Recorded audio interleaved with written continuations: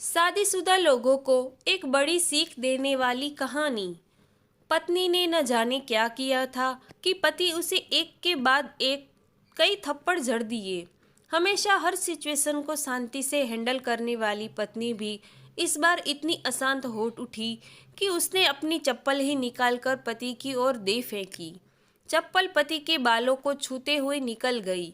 ये किस्सा यहीं पर खत्म हो सकता था, मगर पति ने उसे अपनी मर्दानगी का विषय बना लिया और बात बंद करने से बदतर हो चली गई। रिश्तेदारों ने भी आग में घी का काम किया। किसी ने कहा, जो औरत अपने पति को चप्पल से मार सकती है वो ना ही तो वफादार हो सकती है और ना ही पतिव्रता। ऐसी औरत परिवार ही नहीं पूरे समाज पर कलंक की तरह है। बीवी के पक्ष वाले कहाँ पीछे रहने वाले थे। किसी ने कहा 21वीं सदी है, जो भी स्त्री के साथ मारपीट करते हैं उन्हें जेल भेज देना चाहिए। तो कोई कहता ज़रूर उसको कोई और पसंद आ गई होगी, इसलिए अब पत्नी से मारपीट करने लगा है। बात कोर्ट तक पहुंच गई। दोनों पक्षों ने एक दूसरे के खिलाफ केस फाइल कर दिया। पति ने चरित्रहीन होने का तो पत्नी ने दहेज और शारीरिक उत्पीड़न का आरोप लगाया। 2 वर्षों के अधिक समय के लिए केस चला था। इन 2 वर्षों के दौरान दोनों पति पत्नी अलग अलग रहे थे। इन 2 वर्षों के दौरान दोनों पक्षों के समर्थकों की संख्या कम हो गई थी। पहले जहां दोनों पक्षों में समर्थकों का समूह होता था, अब गिने चुने लोग आ रहे थे।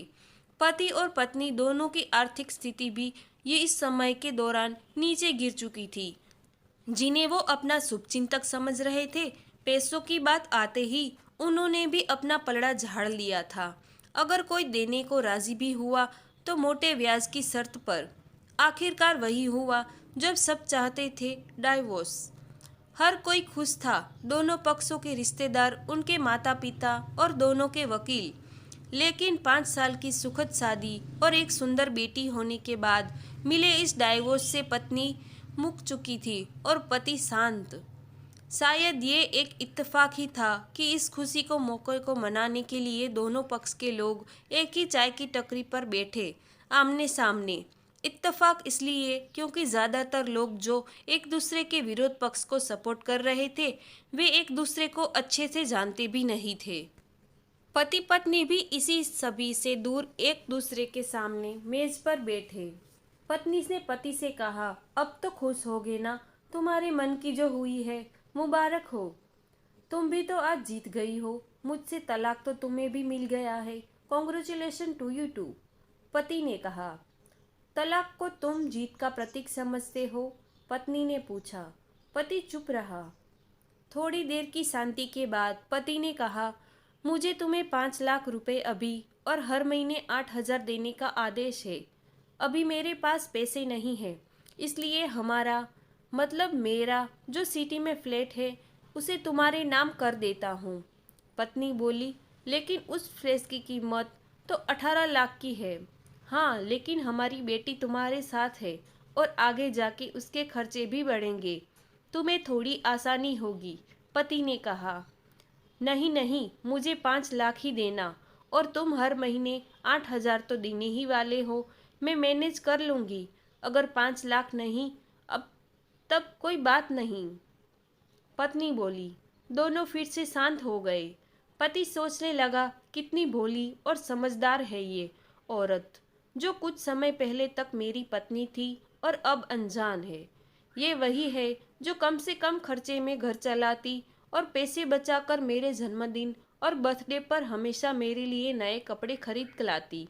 कभी बीमार भी हो जाती तो पैसे बचाने के लिए मुझे मालूम न होने देती और घरेलू नुस्खों से अपना इलाज कर लेती। मगर घर में कोई और बीमार होता तो तुरंत डॉक्टर के पास लेकर जाती। मेरी ही मति मारी गई थी। मैं ही अपनी झूठी मर्दानगी के चक्कर में इतनी बड़ी गलती कर बैठा। पत्नी के दिमाग में भी उथल पुथल चल रही थी। अभी भी वैसा का वैसा ही है। पहले भी खुद से ज्यादा हमारे बारे में सोचता था और अब भी वही कर रहा है। ये वही आदमी है जो मुझे एक्सीडेंट से बचाने के लिए खुद मोटरसाइकिल के आगे कूद पड़ा था और अपनी उंगली तुड़वा बैठा था। पता नहीं कौन सी मनुष्य घड़ी में मैं झगड़ा कर बैठी। पति ने मौन तोड़ते हुए पूछा, अब तुम्हारे कमर का दर्द कैसा है? ज़्यादा तकलीफ तो नहीं होती? पत्नी हल्का सा मुस्कुराई और बोली, अभी भी होता है। अब तो पेट में भी कॉम्स उठते हैं। वो तो होगा ही, तुम योगा कसरत भी तो नहीं करती हो। अब किसी गायनोलॉजिस्ट के ज़रूर दिखा देना, पति ने कहा। तुम बताओ, तुम्हारा अस्थमा कैसा है? अब क्या अब भी दौरे पड़ते हैं? पत्नी ने पूछा। हाँ पढ़ते हैं, पहले से ज़्यादा, क्योंकि अक्सर इन्हेलर भूल जाया करता हूँ। याद दिलाने के लिए तुम जो नहीं हो। अब पति बोला। पत्नी के आंखों में आंसू आ गए। वो बोली, तुम्हें मेरे चरित्र पर सवाल नहीं उठाने चाहिए थे, तो ये परिस्थिति आती ही नहीं। हाँ मैं जानता हूँ, तुम बहुत अच्छी हो। मुझसे गलती हो गई, बहुत बड़ी गलती। मैं लोगों के बहकावे में आ गया था, पति बोला। तुम्हें भी जो मुझ पर दहेज का इल्ज़ाम लगाया था, वो बोला। गलत था और इस बात का मुझे भी पछतावा हुआ, पत्नी ने कहा। पति कुछ कहना चाह रहा था लेकिन हिचकिचा रहा था। पत्नी ने पूछा, कुछ कहना चाहते हो? वो बोला, क्या सब पहले जैसा नहीं हो सकता? क्या मतलब? पत्नी बोली, मतलब कि हम फिर से पहले की तरह पति पत्नी बनकर, सच्चे दोस्त बनकर नहीं रह सकते? पति बोला, पर वे डाइवोर्स के पेपर दिखाते हुए पत्नी ने कहा। फाड़ देते हैं, पति ने अपने पास रखे डाइवोर्स के पेपर फाड़ते हुए कहा। पत्नी ने भी अपने पास रखे पेपर फाड़ दिए। सभी हैरान थे, वकील, रिश्तेदार और माँ बाप। पति पत्नी दोनों एक दूसरे के हाथ में हाथ पकड़े अपने घर की तरफ चल गए। दोस्तों, ये कहानी उन हर पति पत्नी के लिए बड़ी सीख है जो छोटी छोटी बातों पर लड़ते हैं और इन झगड़ों को प्यार बनाने, अलग होने का डिसीजन लेते हैं। प्यार और झगड़ा तो इस सिक्के के दो पहलुओं की तरह है, दोनों को स्वीकार करना होगा, तभी ये पवित्र रिश्ता उसकी मंजिल तक पहुंच पाएगा।